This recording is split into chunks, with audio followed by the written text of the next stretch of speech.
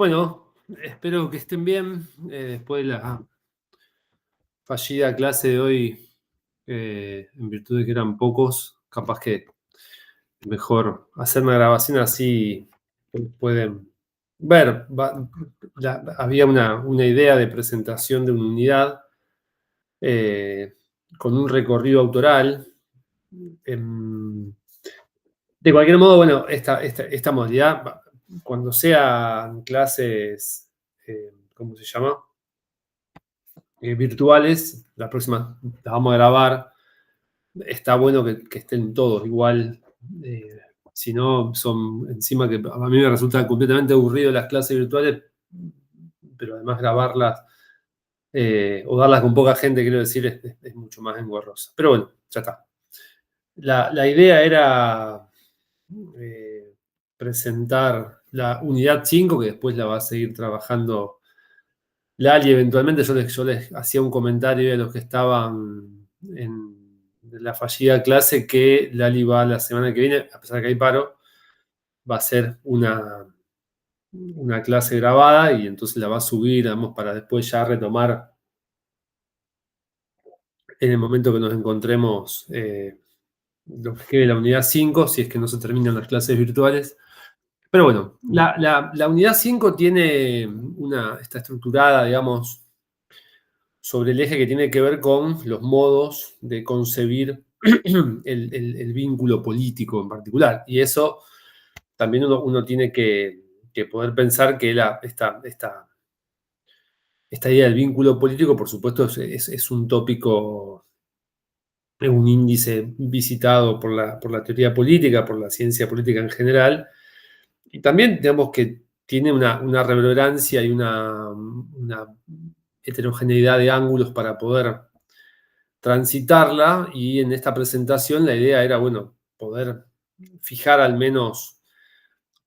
tres o cuatro posturas en relación a algunas aproximaciones sobre el tema del vínculo que sirvan para, incluso para, si no han leído los textos todavía,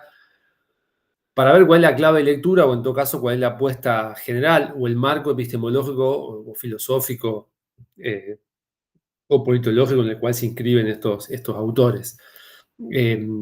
por supuesto, como en la coyuntura, digamos, también el problema del vínculo político sigue siendo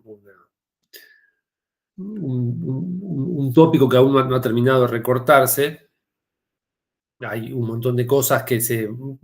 como en un montón de dinámicas conceptuales, digamos, de la ciencia o la teoría política, que se van actualizando, van teniendo un refresh a medida que los acontecimientos empiezan a abrir caminos políticos que parecían o sepultados o que son caminos inesperados, digamos. Estoy pensando sobre todo en la conflictividad del vínculo político contemporáneo en las sociedades que tienen estructuras políticas que son, o que se han librado, digamos, de cierto espíritu progresista que caracterizó en algún momento a las democracias pretéritas. De cualquier modo, la idea era mucho más sencilla y esto que habilita la unidad 5 es mucho más importante o trascendente o incluso, si quieren, divertido, que lo podamos leer o pensar o reflexionar en clase más que en una clase virtual. De cualquier modo, yo les voy a comentar cuáles son las cuatro o cinco o tres o cuatro lecturas y autores referenciales que íbamos a tomar para presentar la unidad 5, siempre, como yo decía, montado sobre la pregunta de cómo se constituye el vínculo político en una comunidad, digamos. Y los enfoques que vamos a trabajar, yo no estoy ahí para preguntarles sobre la lectura de estos autores en particular, o si los conocen o no, pero inequívocamente sí. Hay cuatro referencias que son Judith Sklar, digamos, del modelo liberal contractual, digamos, eh, el modelo deliberativo de Habermas, el antagonismo en Rancière y la lógica de la hegemonía en Jacques Nancy. De los cuatro autores, digamos, por supuesto, hay dos vivos. Bueno, pues como Habermas tiene 95 millones de años, vamos, lo doy siempre como no es un autor que esté produciendo teoría, como si es el caso de Rancière. Pero incluso cuando nosotros nos metamos en las lecturas de Sklar y de Nancy, vamos, son dos lecturas muy contemporáneas, lo que no quieren decir, son de la década del 80, 90, digamos, y los 2000, no quiere decir que eso agote la discusión. Por supuesto, son paradigmas en todo caso para que uno pueda pensar cuál es el problema del vínculo político o en qué texto nosotros nos vamos a apoyar para poder pensar el vínculo político en ese inventario autoral. La primera, entonces yo les decía, yo doy por sentado que la conocen, digamos, a Judith Sklar, es una... yo infiero que ya lo hemos trabajado a esto, o lo hemos mencionado seguramente en algún momento cuando se trabajó liberalismo, digamos, era una filósofa política estadounidense, canadiense, que murió en la década, a principios de la década del 90, y que, digamos, su difusión es trascendente en virtud de la contribución que hace al liberalismo político, digamos, en la línea rawlsiana, y sobre todo el análisis crítico que ella tiene sobre la justicia, el poder y la moralidad política. Esta autora se especializa justamente en las teorías liberales que son críticas, pues te voy a decir, todas las teorías liberales son críticas del autoritarismo, pero hay una lectura particular que la identifica a Judith Sklar, digamos, sobre todo en lo que tiene que ver con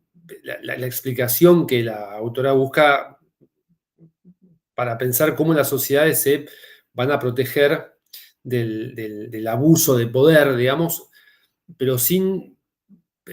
caer en utopías idealistas, digamos, sin caer en... Ustedes piensen que la identidad del liberalismo que propone Sklar no es un liberalismo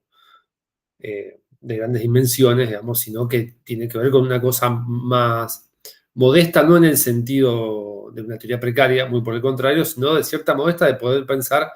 al liberalismo en una dimensión que lo exceda del marco de filosofía política moderna. Tal vez la categoría que la hace, que difunde más o que la hace más difundida a Sklar es la idea del concepto del liberalismo del miedo, donde justamente aparece la idea de que la principal preocupación política tiene que ser la prevención de la crueldad, digamos, y del sufrimiento que es infligido por un poder por un poder arbitrario, digamos. Por eso decía que es más modesta en el sentido que la búsqueda tiene que ver con esto, digamos, con evitar la crueldad y el sufrimiento, más allá de buscar grandes ideales colectivos, digamos, en la clave que entendemos a los ideales colectivos o los ideales políticos en clave liberal, digamos. Es un enfoque, si no quiere, más pragmático, digamos, que sí, lo que toma como referencia, lo que pone en relieve es cierta virtuosismo humanista, digamos, que cuenta o que dispone de la tolerancia, la limitación del poder estatal y la protección de las libertades individuales para evitar la opresión, para evitar la crueldad o para evitar la arbitrariedad del poder. En otra línea tenemos en este inventario autoral, digamos, a Jacques Rancière, que como ustedes ya saben, Rancière es una persona que produce teoría contemporáneamente, y digamos, yo infiero que ciertamente ya lo han leído en alguna teoría política precedente o en alguna filosofía política, pero ciertamente es un filósofo y teórico político, digamos, de los más influyentes en la contemporaneidad, sobre todo en el campo no solamente de la filosofía política, sino de la ética y de la teoría crítica, digamos, porque justamente lo que viene a traer Rancière es este cuestionamiento de las jerarquías tradicionales del poder y del conocimiento y va a proponer una visión radicalmente democrática sobre el conflicto social y sobre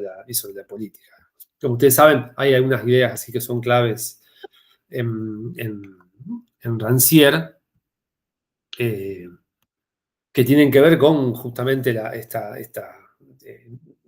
idea del antagonismo y la política, digamos, de pensar que la política auténtica emana, digamos, surge del conflicto o del antagonismo entre aquellos que no están reconocidos dentro del orden establecido y quienes justamente detentan el poder, digamos. Entonces, para Rancière la política vendría a ser una especie más que una especie, es la irrupción de la igualdad en el campo de lo desigual, o es una disputa, digamos, por la participación y por la voz, digamos. Ahí también hay que pensar esta idea que trabaja o que trae Rancière respecto de la política como la disputa por el reparto de lo sensible, dice Rancière. Y propone la política no solo en la clave institucional, digamos, o en clave de poder, sino en términos de una lucha por la reconfiguración de aquello que es visible, que es audible y que es decible en la sociedad. Es decir, esto implica pensar en quién puede participar, cuándo puede participar y cuál es el modo de participación. Por eso ahí hay un principio, digamos, en Rancière de esta idea de la igualdad como un principio emancipador y defiende la igualdad radical de todos los sujetos políticos y, digamos, va en contra de toda forma de exclusión o de jerarquía naturalizada. En una tercera línea tenemos a un autor que tal vez podría ser el que más tiempo puede llevar a explayarse, tal vez, no sé si por su proveniencia, por su identidad con alguna línea del estructuralismo, digamos, pero Nancy que falleció hace relativamente poco, en el 2021-2022, y también es, uno puede decir con Rancière, uno de los pensadores de la filosofía política más influyente, digamos, y sobre todo de la teoría comunitaria, digamos, porque el tipo trabaja cuestiones sobre la comunidad, sobre la política, la existencia y también sobre la condición humana en la modernidad. Ahí hay una categoría que también tiene que ver con el libro de Rancière, que es la de la comunidad inoperante, digamos, que es un texto publicado en 1986 y que justamente es una obra clave, canónica, para poder pensar la idea de comunidad de una perspectiva que es radicalmente crítica respecto a lo que se piensa o las ideas tradicionales. Después hay otros autores que también, digamos, tienen una posición completamente original. Estoy pensando, o sea, original en el sentido de las formas que tradicionalmente se piensa en la comunidad, como el caso, lo que van a trabajar eventualmente de Roberto Espósito. Digamos, pero acá, saliendo de esto, Nancy, el planteo de esta idea de la comunidad inoperante, habría que pensar inicialmente qué significa esta idea de inoperante, digamos. El término, digamos, inoperante no significa que la comunidad no haga nada, sino que no funciona como un sistema cerrado, no funciona como una totalidad, no funciona como un organismo, no funciona con un fin definido, digamos. No es una máquina social, no es una unidad productiva, no es una unidad sustancial, digamos, no, tampoco opera para producir un resultado, digamos, un ideal común, ni para realizar, digamos, una esencia común que preexiste a la comunidad, digamos. Justamente por eso Rancière critica, Nancy, no Rancière, Rancière no critica nada en esta perspectiva, digamos, Nancy lo que critica es a las comunidades tradicionales y justamente desafía las ideas clásicas de comunidad. Quiero decir, va a pensar o a desafiar la idea clásica de comunidad que tiene que ver a la identidad común, digamos, como con un nosotros homogéneo o un nosotros cerrado. Va también a desafiar la idea de comunidad en un sentido de pertenencia que está fundado en una esencia, una cultura, una identidad nacional o un proyecto compartido, digamos. Y también desafía la idea, digamos, en términos de esto que decíamos hace un rato, de que la idea de que la comunidad tiene que alcanzar un fin o una finalidad común, digamos. Así, lo que el tipo va a proponer, digamos, o en todo caso en esa clave va a ser su reflexión, tiene que ver con poder entender a la comunidad como un compartir de la existencia, digamos, una lógica de coexistencia que no presupone ningún fondo externo a la mera coexistencia, ni tampoco una identidad previa, digamos. Ahí la comunidad es la experiencia de estar juntos, digamos, la interdependencia y la exposición mutua, sin que eso implique una lógica de una unidad homogénea. Entonces, ahí aparece esta idea de la comunidad como el ser juntos, digamos, que se define justamente por la exposición y por la diferencia, donde cada individuo digamos, es singular, pero a su vez también tiene una lógica de pluralidad, y la comunidad justamente es esa relación entre esas singularidades sin borrar, digamos, la singularidad y tampoco sin intentar subsumir esa singularidad. Entonces, esta comunidad, digamos, que entiende Rancière, tiene que ver, pero vamos todavía, que entiende Nancy, tiene que ver con que la comunidad es abierta, es plural, es dinámica, digamos, y no es cerrada, y tampoco, por supuesto, es totalitaria. Justamente eh, para lo que Nancy toma como una sugerencia, digamos, o como un reto político, tiene que ver con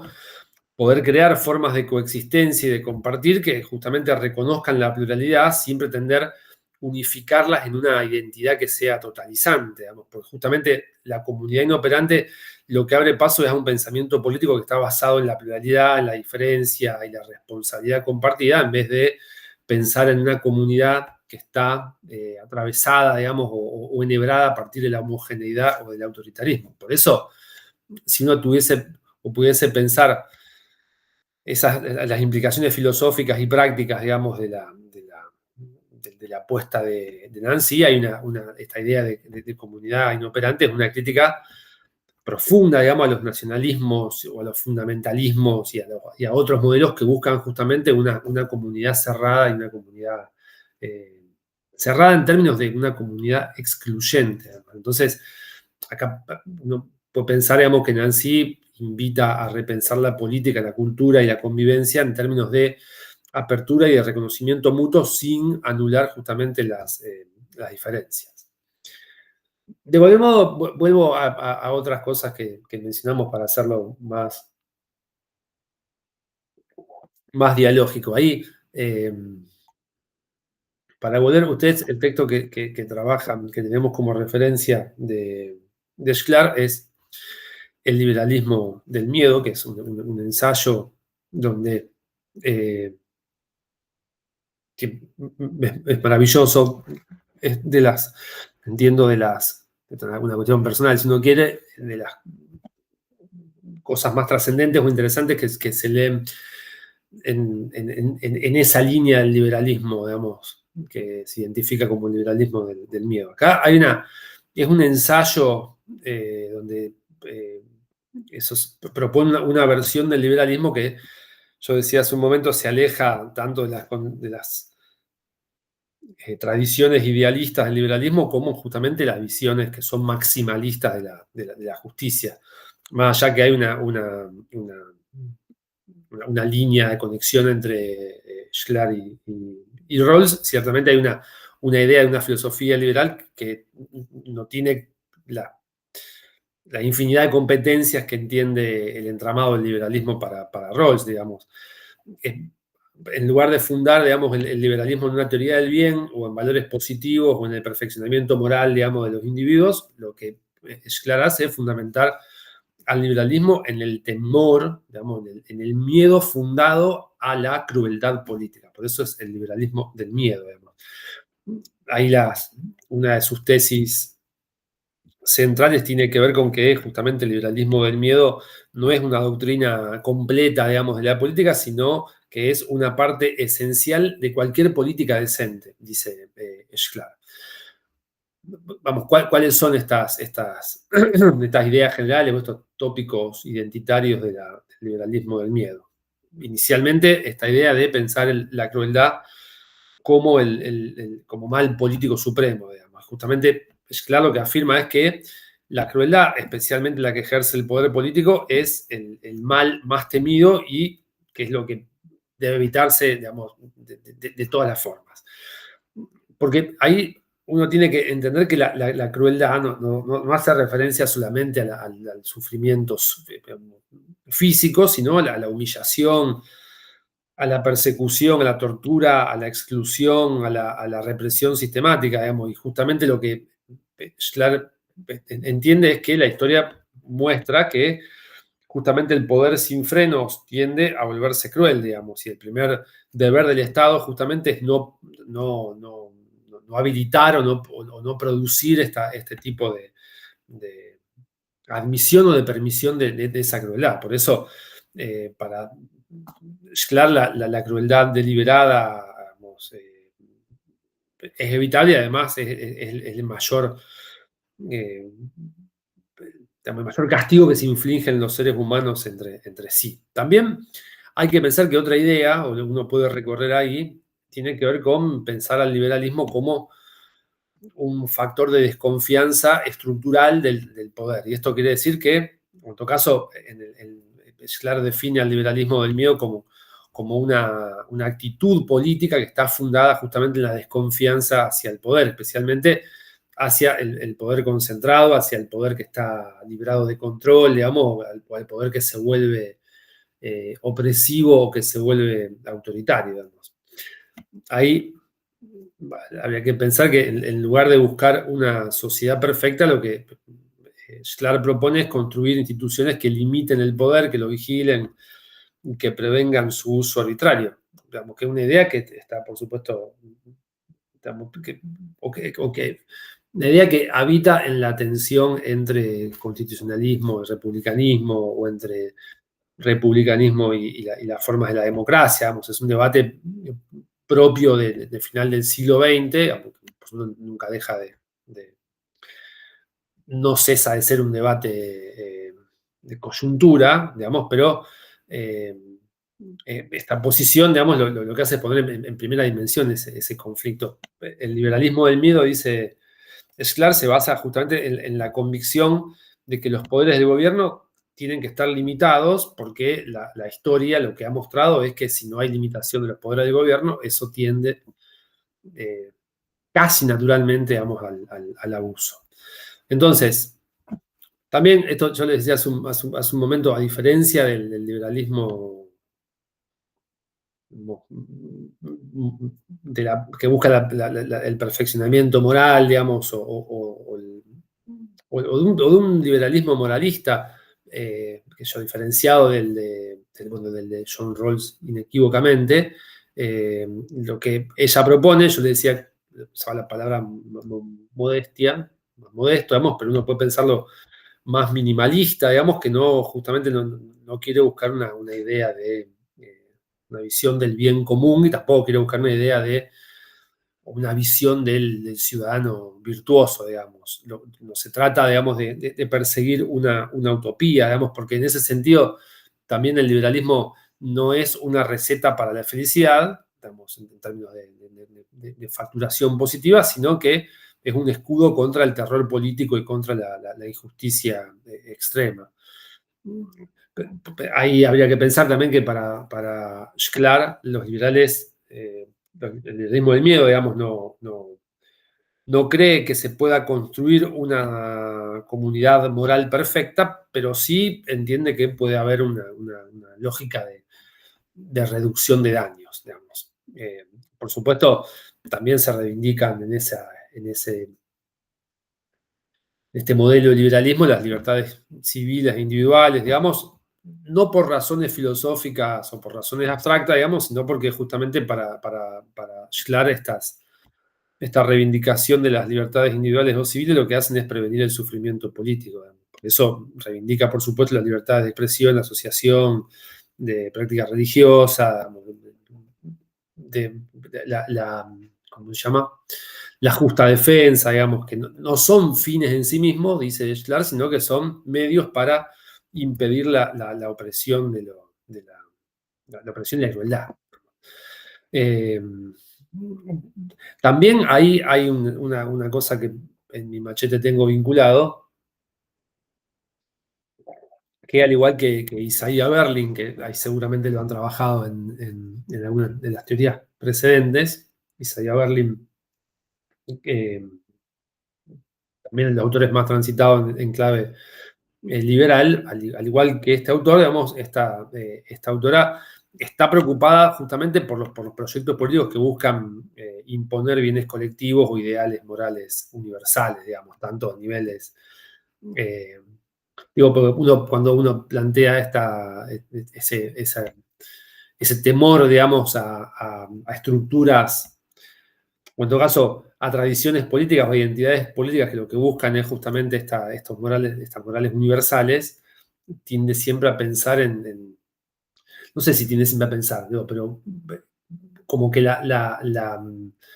los horizontes revolucionarios de la izquierda siempre quedan enrolados en los proyectos colectivistas, digamos, y lo demás. Y no es solamente ese el miedo que tiene, por supuesto, como buena liberal, sino también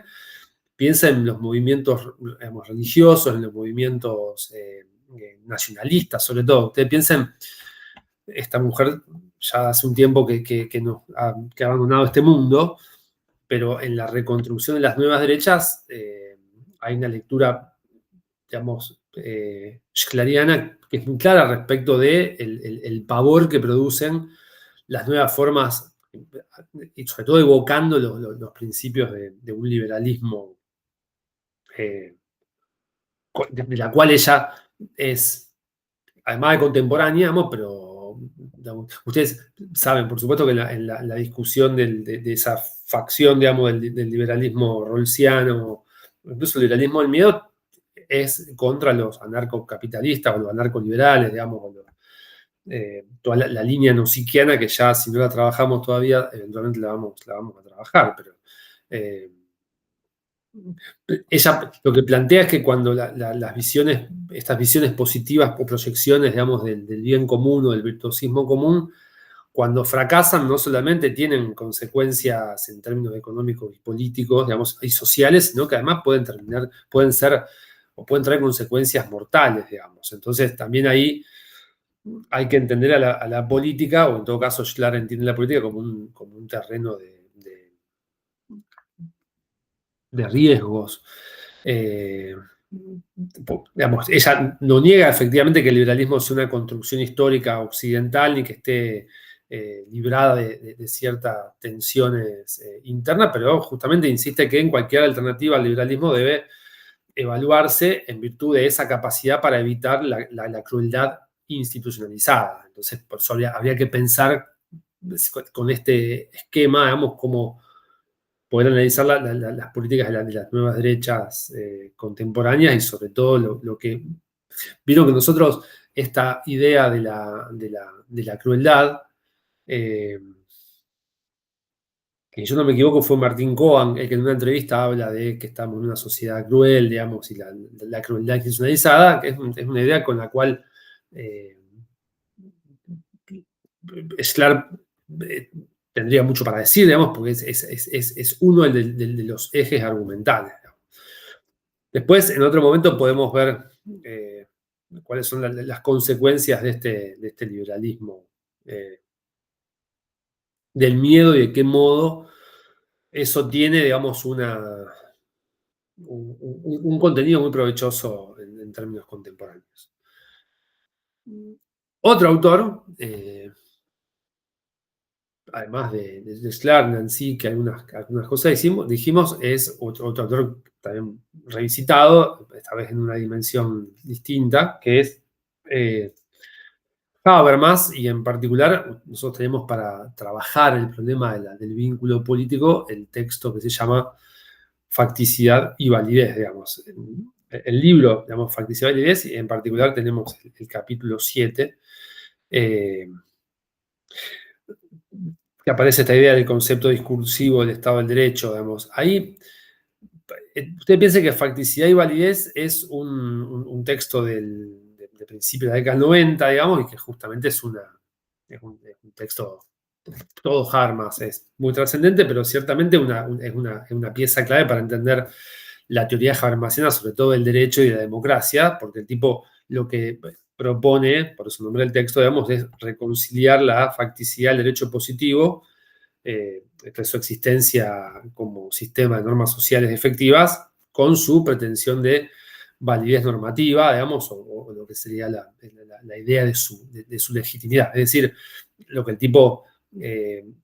hace en este libro es justamente explicar cómo un derecho puede ser obligatorio no solo porque está vigente, sino porque además está justificado racionalmente, digamos. Ahí vieron que la estructura del texto es un libro que articula justamente una teoría del discurso digamos, como base para la validez normativa, digamos, hay una teoría procedimental de la democracia que justamente explica por qué las normas pueden ser, no solamente pueden ser legítimas, en todo caso, van a ser legítimas si son frutos de procesos deliberativos que sean inclusivos. Entonces, una teoría del derecho como mecanismo institucional que conecta los principios normativos con la facticidad de la vida social. El capítulo que ustedes tienen como referencia, el capítulo 7,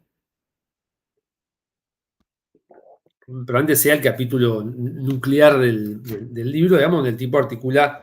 el concepto de Estado democrático, digamos, del Estado democrático de derecho, en términos discursivos. Esto quiere decir no solo como un sistema jurídico que regula, digamos, coercitivamente la convivencia, sino como el producto de una voluntad democrática racionalmente formada a través de principios o de procedimientos comunicativos, digamos. ¿Por qué el capítulo es, digamos, central para pensar el vínculo político? Digamos? Porque justamente Habermas ahí es donde el tipo define cómo se legitima el poder en una sociedad plural, digamos, moderna, contemporánea. Ahí inicialmente habría que pensar que, cómo Habermas trabaja el Estado de Derecho como una institución justamente de la razón pública, digamos. Ahí el autor parte, digamos, de una pregunta clave que tiene que ver con cómo el derecho, cómo puede, digamos, el derecho positivo reclamar legitimidad en sociedades plurales donde no hay consensos previos sobre el bien, digamos. Entonces, la respuesta va a tener que ver con justamente es que el derecho solo es legítimo, como decíamos antes, solamente si es justificado públicamente. Eso quiere decir si se puede contar con el asentimiento de todas las personas afectadas como si hubiesen participado en la deliberación de la consagración de ese derecho, digamos. Esa vendría a ser una especie de la base del modelo discursivo de legitimación. Entonces, el vínculo político no se basa en la obediencia a una autoridad trascendente, como sería en el modelo hobbesiano, digamos, sino tampoco se trata de la obediencia por un contrato hipotético, digamos, sino que se trata de la obediencia por una lógica de participación comunicativa, digamos. Nosotros nos vinculamos políticamente, justamente para Habermas, cuando participamos en proyectos legítimos en los cuales se forma la voluntad colectiva. Digamos, por eso, tal vez una de los elementos más atractivos del texto, del capítulo en particular, digamos, es la tesis de la cooriginalidad entre los derechos individuales y la soberanía democrática. Digamos, pues, yo decía hace un momento,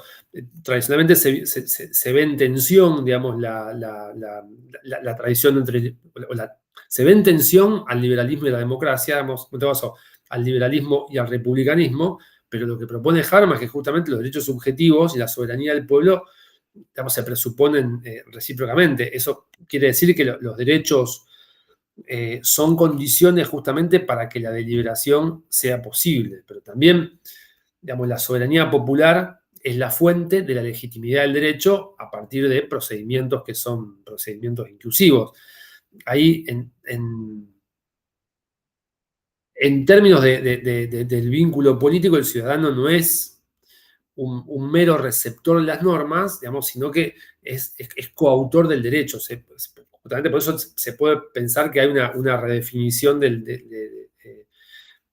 vínculo, digamos, como una relación de corresponsabilidad participativa entre individuos iguales. Entonces, el procedimiento, digamos, digamos,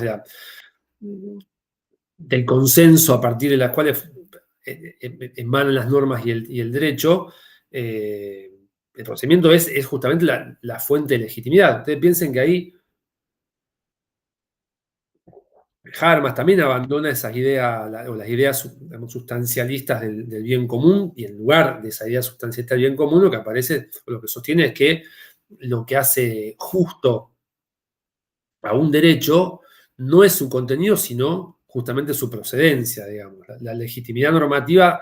solamente puede ser originada en procesos discursivos que sean, como decíamos recién, racionales, pero además racionales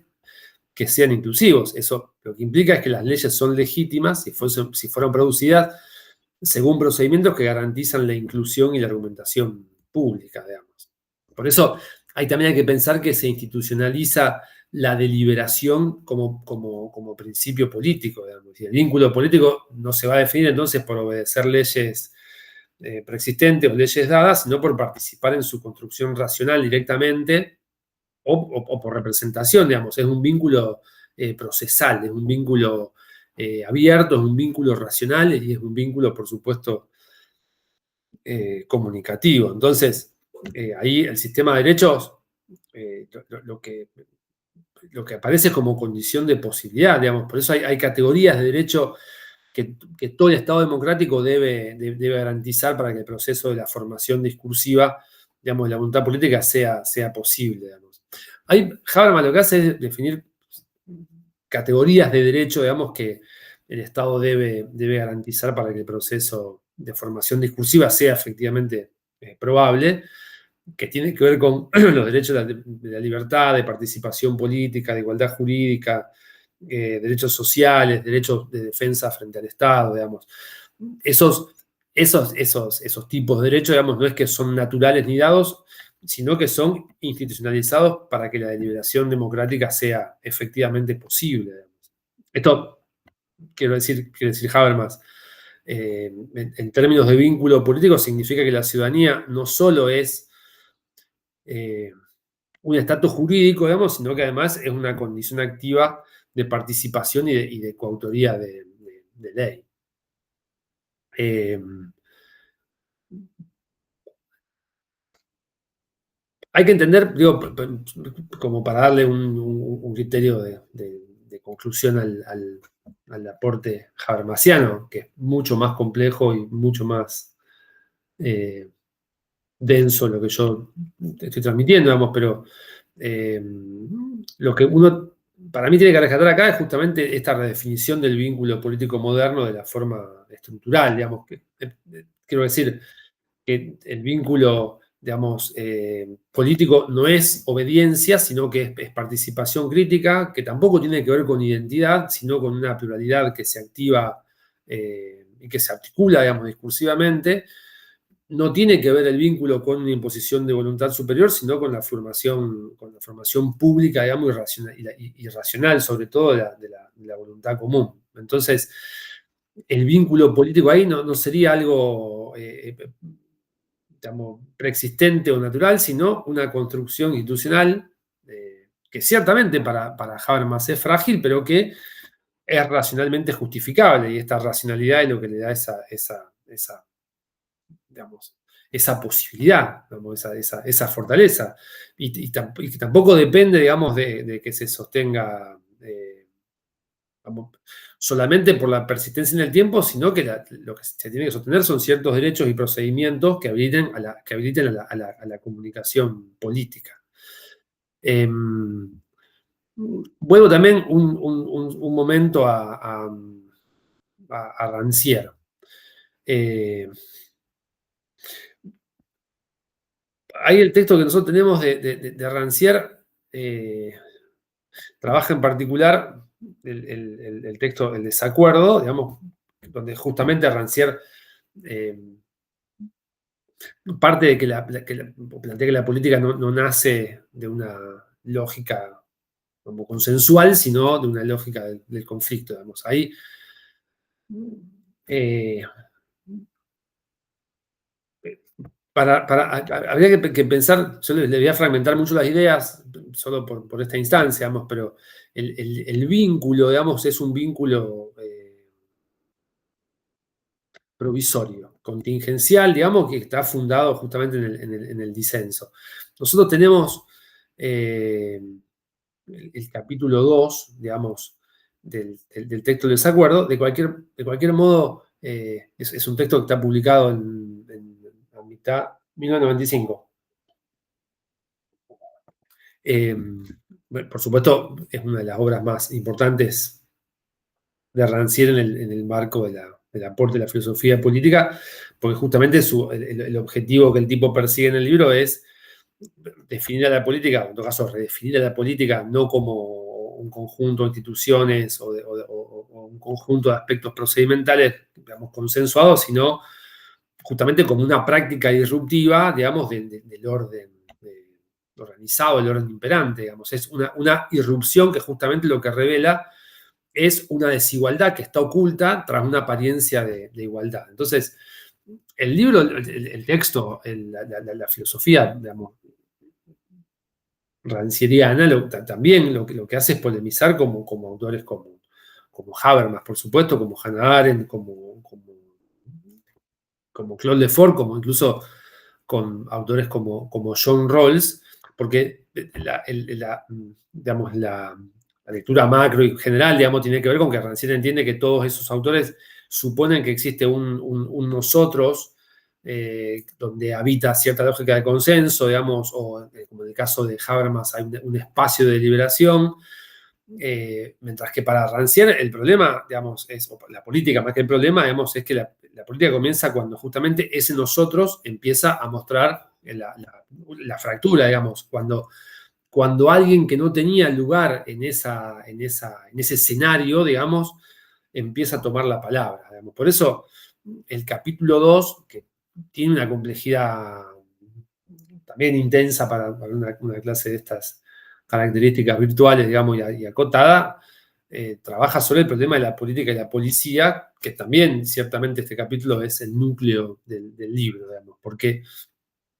acá lo que Rancière introduce es una distinción clave, que después la van a trabajar, o la vamos a trabajar eventualmente, entre la policía como organización del orden social, digamos, que define quién puede hablar, quién puede ver, quién puede oír, cómo se puede contar o qué se puede contar, y la política como interrupción justamente de este orden cuando alguien que no cuenta, no habla, no ve, no oye, irrumpe y exige ser contado efectivamente. Digamos, el capítulo 2 es, digamos, digamos, es el punto reflexivo que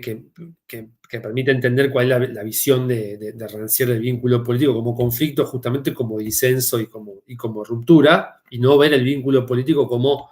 consenso, como forma de consenso, como forma de integración. Ahí la primera situación sería entonces, en esta distinción de policía y política, pensar qué es la policía, digamos. Y acá Rancière va a redefinir el término policía de forma, digamos, si no quiere, filosófica, estructural, y no como una fuerza represiva, sino como un conjunto de procedimientos mediante los cuales se determina que algo es visible, audible, decible, digamos, y qué lugar ocupa cada uno en el orden social. Por eso, la policía en ese sentido tiene que ver con, digamos, es la agencia que organiza el reparto de lo sensible. ¿Quién tiene derecho a ver a ser escuchado? ¿Qué cuenta como discurso político válido? Digamos, ¿qué cuerpos son visibles? ¿Qué cuerpos son legítimos? ¿Qué cuerpos son descartables? Eh, ¿Qué roles tiene cada uno en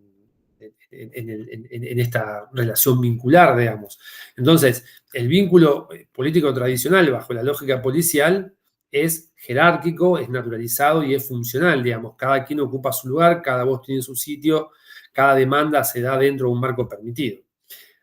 Ahí el punto diferencial tiene que ver con la idea de la política, digamos. ¿Qué es la política? Para Rancière, la política no es la gestión justamente de ese orden, sino todo lo contrario. Digamos. La política es lo que irrumpe la lógica de la policía, es el proceso que rompe el reparto de lo sensible, plantea Rancière. La política aparece cuando alguien que no era contado como parte de nosotros irrumpe y exige ser reconocido. Ejemplos, digamos, diversos. El esclavo que rompe y puede enunciarse como un individuo racional, el obrero que se declara ciudadano aunque la ley no lo reconozca, la mujer que reclama la voz en el espacio público. Esos actos no se limitan a la solicitud, digamos, de una existencia o una inclusión, sino que lo que hacen es reconfigurar justamente el campo mismo de lo visible y lo visible, mostrando que ese consenso que existía previamente a la irrupción no era nada más que una forma de exclusión articulada, pero una forma de exclusión. Entonces, el vínculo político verdadero no se basa en la pertenencia, justamente, sino en la disputa por la pertenencia. El vínculo político verdadero no tiene que ver con la integración, sino que tiene que ver con la irrupción. Ahí es visible, digamos, que lo que Rancière hace acá es diferenciarse de autores, digamos, como Habermas, que ven el consenso, digamos, que ven en el consenso racional la figura de lo ideal, digamos, del ideal y por supuesto como pensado como ideal democrático. Para Rancière el disenso es la esencia misma de la política, además, porque justamente lo que va a hacer el consenso es ocultar el conflicto. Digamos, el acuerdo presupone un lenguaje común, digamos, que va a dejar afuera a un montón de individualidades, digamos. Entonces, está pensando, pienso en la distancia entre Rancière y Habermas, digamos, para Rancière el procedimiento consensual lo que hace es congelar el conflicto bajo una apariencia de racionalidad. Entonces, para Rancière el disenso es político porque justamente lo que hace es hacer visibles las diferencias, digamos, y al hacer visibles esas diferencias transforma justamente el vínculo entre los sujetos. Lo político es, dice Rancière, ese momento en el que el nosotros se quiebra, se descentra y lo que ocurre es una redefinición, digamos. El tipo, Rancière se apoya, digamos, justamente en figuras, más que figuras, en escenas históricas, digamos, y filosóficas. Por eso van a ver que hay evocaciones de Platón, de Aristóteles, para que, digamos, le sirven como recurso heurístico para poder mostrar siempre cómo el poder siempre va a definir quién puede hablar, digamos. Entonces, piensen que acá hay una lógica de rearticulación del vínculo político, porque, digamos, ¿qué sería el vínculo político para Rancière? No sería una relación estable, sino justamente sería una escena conflictiva donde el que no tiene parte se presenta como un sujeto político, digamos. No es inclusión, sino que es una reformulación de las condiciones para la inclusión, digamos, o de las condiciones del incluir. Digamos. El vínculo político se da cuando justamente se produce una subjetivación política, digamos. Eso quiere decir cuando alguien redefine su lugar y obliga al sistema a percibirse o a verse o a rearticularse de otro modo, digamos. La política es el espacio donde la igualdad se declara como un hecho, digamos, aunque no esté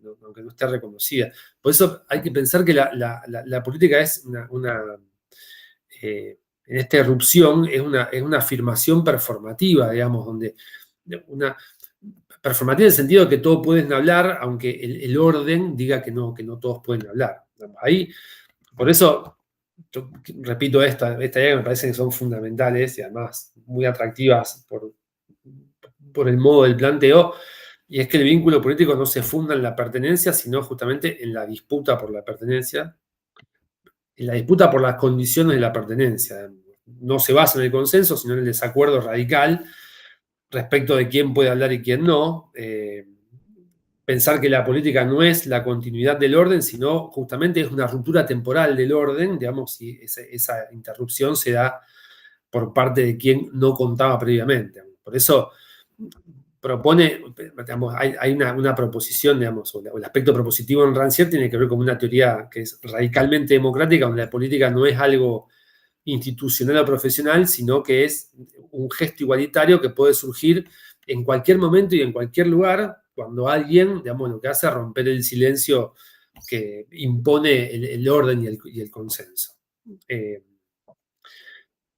Ahí había algunas cosas que tenía también pensadas para eh, compartir sobre un tete a tete entre Jean-Luc Nancy y Sklar, pero lo vamos a hacer en- en vivo y en directo. Lo único,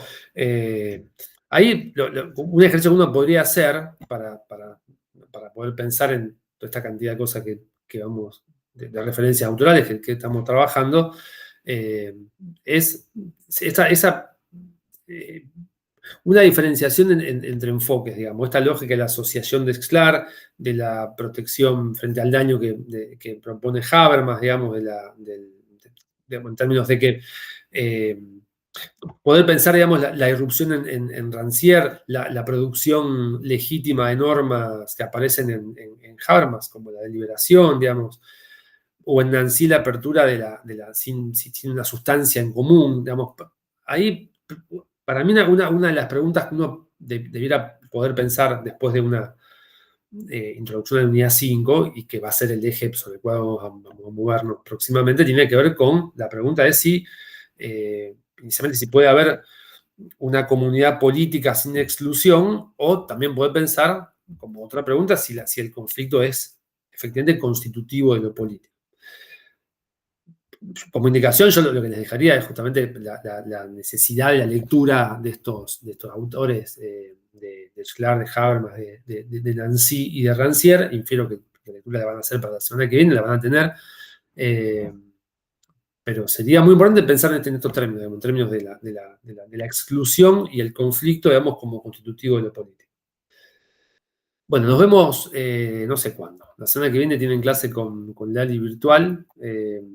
No, la semana que viene no, hay un video grabado. Después las próximas clases las va a dar Dávilo y ya estaremos pensando. Hoy tiramos algo, pero lo vamos a revisitar. eh, Cómo hacemos para hacerle una despedida a Lali. Bueno, nos vemos. Estoy tratando de dejar de grabar acá, no sé cómo se hace. Ahí está. Nos vemos prontamente, entonces. Saludos y estudien mucho.